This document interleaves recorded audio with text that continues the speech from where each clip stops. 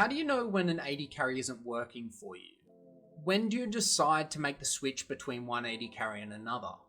What's the best strategy for building a strong champion pool in the long term while also climbing in the short term?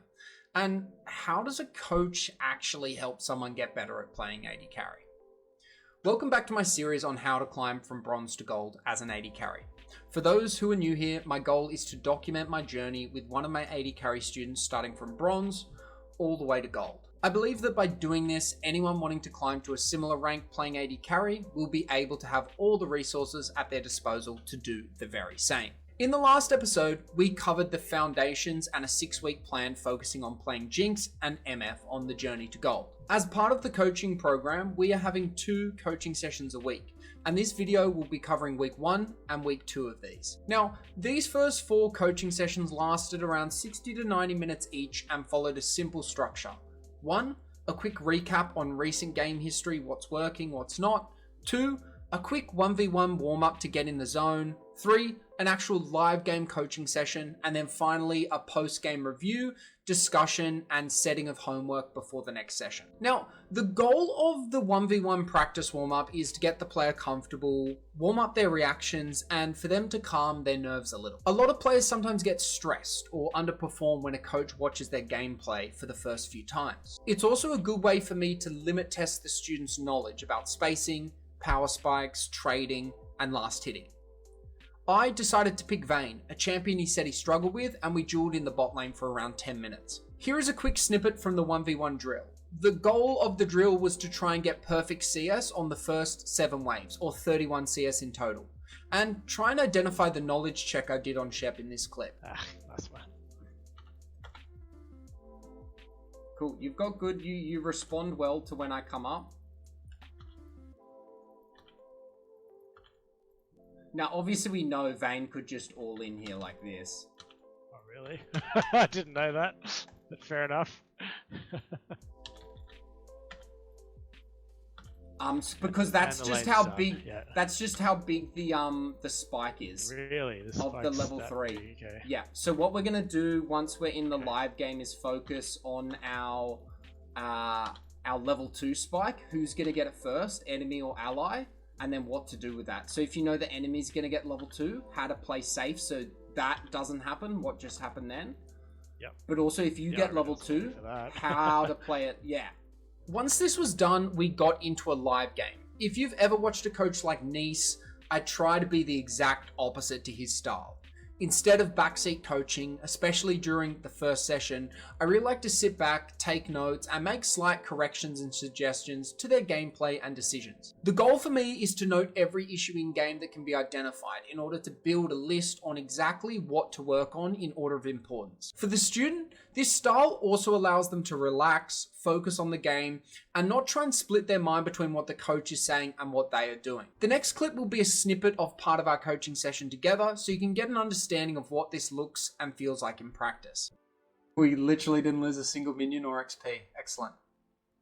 Well done. That's okay. Cool. So focus on last hitting again, and then play off Zyra's aggression with the tether. Cool. So you're back to just last hitting and poking when reasonable. Yep. Cool. Is Zyra just AFK? What's going on? Yep, cool. We can go for a Q trade there. Nice work. Okay. Really good. Yep, let's go aggressive. Yep. Well done. Good job. Good positioning. Really good positioning. Well done. Use that W. During the first few sessions, we discovered 3 major blind spots in Shep's laning phase. The first was jungle starting position and what this means for his lane. The second was champion matchups, keystones, and how this affects laning phase. And finally, tethering, which is essential for optimal trading, safety, and synergy with your support. These key focus areas are essential for any AD carry who needs to improve their laning phase and generate more consistency in their gameplay, gold leads, and have more impact on the game. Focus area number 1. Jungle starting position. It is essential for an AD carry to understand where the enemy jungler and his ally jungler started. Knowing where the enemy jungler starts helps you anticipate potential early ganks. This allows you to adjust your playstyle accordingly to avoid unnecessary deaths and maintain lane pressure. To begin with, just try to focus on guessing where the enemy jungler started. As the majority of junglers clear diagonally for their first couple of clears, if you can discover where they start based on clues like time the enemy bot lane enter lane and whether they use mana, you can generally understand where they are going to be for at least the next 90 to 120 seconds. You can then update your knowledge on their path every time they show on the minimap. While jungle tracking can and is a lot more complicated than this, it's important to start slow and not overwhelm a student learning this concept for the first time. As a next step, I got Shep to use a 7-second sound timer to remind him to look at his minimap and make a hypothesis on where the jungler is every 7 seconds. I'll post a link to the video he is using in the description below if you want to give it a go. Here's a quick snippet of us discussing why jungle's starting position is important. See how we're auto-attacking here a bit and look at the waves? Notice how we've created... Yeah. 7 to 4. Yeah. And you just don't need to... And we haven't had visual confirmation of where Viego is. So we never want to slow push a wave unless we know where Viego is for sure. Right. Because he could just decide to skip his top side and come gank you. And you're going to be like right under turret, which is not what we want. So if in doubt, we always want to keep the wave like in this neutral zone here. Because this is really safe for us. Because we can just walk out. Viego, like if he wraps around, well, you've got a ward here, so you can see him. The second key focus area we want to look at is understanding bot lane matchups and keystone selection and what that means for laning phase. The point of this exercise was to get Shep to not autopilot the game until minions spawn, but rather switch on from champion select and really dial in his focus and get him thinking about laning phase. I quickly discovered through getting him to do this that his thought process around these pieces of information were a little limited and were causing him to lose trades, make seemingly obvious mistakes, and die without really knowing why. This is also really easy to do in your games. Simply just start talking about everything you know about your bot lane matchup and build a little game plan. It can be as simple as don't die, or respect level 2, or play for mid game.